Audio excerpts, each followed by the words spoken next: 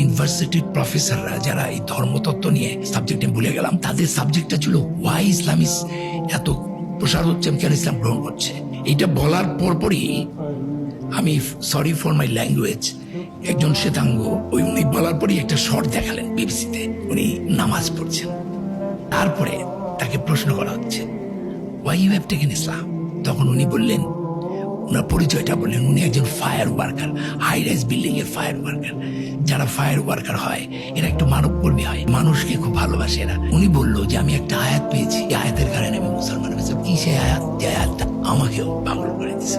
সেই আয়াতটা হচ্ছে আউযুবিল্লাহি মিনাশ শাইতানির রাজিম, বিসমিল্লাহির রহমানির রহিম।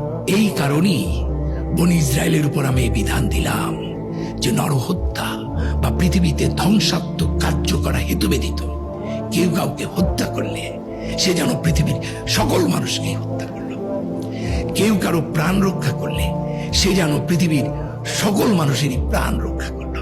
তাদের কাছে আমার রাসূলরা স্পষ্ট প্রমাণ এনেছিল, কিন্তু অনেকেই সীমা লঙ্ঘনকারী রয়ে গেল। একটা মানুষকে বাঁচালে সমগ্র মানব জাতির বাঁচানোর সওয়াব পাবে। কোনো কজ ছাড়া একটা মানুষকে হত্যা করে, মানে যে পৃথিবীকে ধ্বংস করছে তাকে হত্যা করাটা জায়েজ, কিন্তু কোন যুক্তিযুক্ত কারণ যেটা ধ্বংস করে না এরকম যদি হয়, আপনি যদি একটা মানুষকে হত্যা করেন তাহলে সমগ্র মানব জাতির হত্যার পানিশমেন্ট আপনি পাবেন।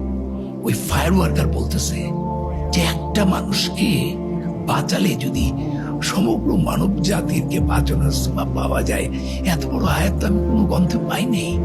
Why shall I not take this Islam? সূরা আহজাবের মোস্ট প্রবাবলি 27 নম্বর আয়াত হবে আমার যতটুকু মনে পড়ছে। সেটা বলছেন যে আল্লাহ পৃথিবীর সমস্ত গাছ যদি কলম হয় আর এই যে সমুদ্র এর সঙ্গে এ যদি খালি, সেই সঙ্গে আরো 7 সমুদ্র যোগ দিয়ে যদি খালি হয়, তবুও তোমরা আল্লাহর গুণাবলী লিখে শেষ করতে পারবে না, কারণ তিনি শক্তিমান তত্ত্বজ্ঞানী।